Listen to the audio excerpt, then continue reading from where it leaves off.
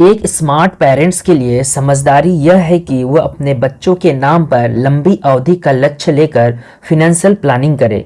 बच्चे जब कम उम्र के हो तभी से उनके नाम पर बचत करने का एक बेहतर प्रैक्टिस करें, क्योंकि ऐसा करने पर आपको समय अधिक मिल जाता है। बच्चों की ज़रूरतें तब शुरू होती है जब उनके हायर एजुकेशन या करियर बनाने का दौर शुरू होता है।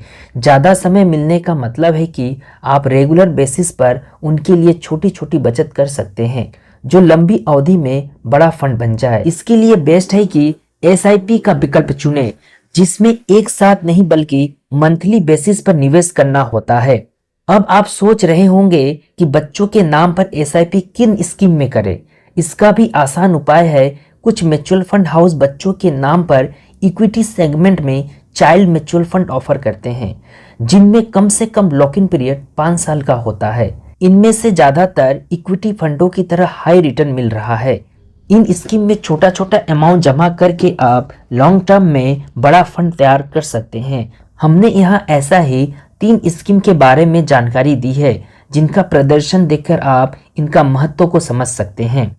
पहला है ICICI prudential child care fund. ICICI prudential child care fund के रेगुलर प्लान को 23 साल पहले 31 अगस्त 2001 को शुरू किया गया था। इस दौरान फंड का लमसम निवेश पर रिटर्न 15.94% सालाना रहा है, जबकि एसआईपी करने पर 14.76% सालाना के दर से रिटर्न मिला है।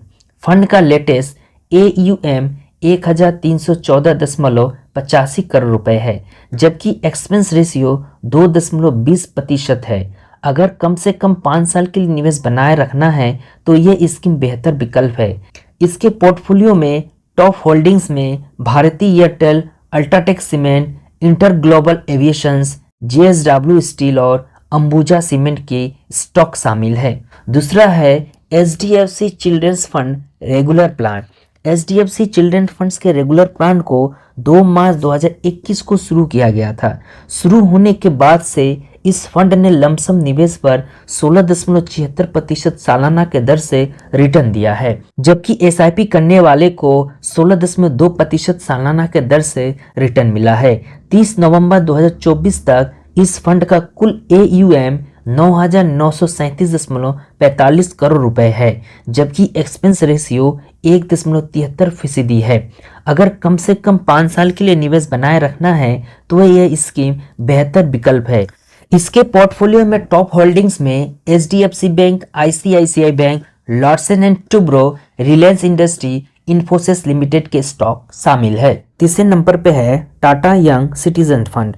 टाटा यंग सिटीजन फंड के रेगुलर प्लान को 14 अक्टूबर 1995 को शुरू किया गया था। शुरू होने के बाद से इस फंड ने लमसम निवेश पर 13.24% सालाना का दर से रिटर्न दिया है, जबकि एसआईपी करने वालों को 29 साल में 13.17% सालाना का दर से रिटर्न दिया है। 31 अक्टूबर 2024 तक इस फंड का कुल AUM 367 करोड़ रुपए है, जबकि एक्सपेंस रेशियो 2.56% है। अगर कम से कम 5 साल के लिए निवेश बनाए रखना है तो यह स्कीम बेहतर विकल्प है। इसके पोर्टफोलियो में टॉप होल्डिंग्स में HDFC bank, ICICI bank, Reliance industries, Infosys, Tata consultancy service के स्टॉक शामिल है।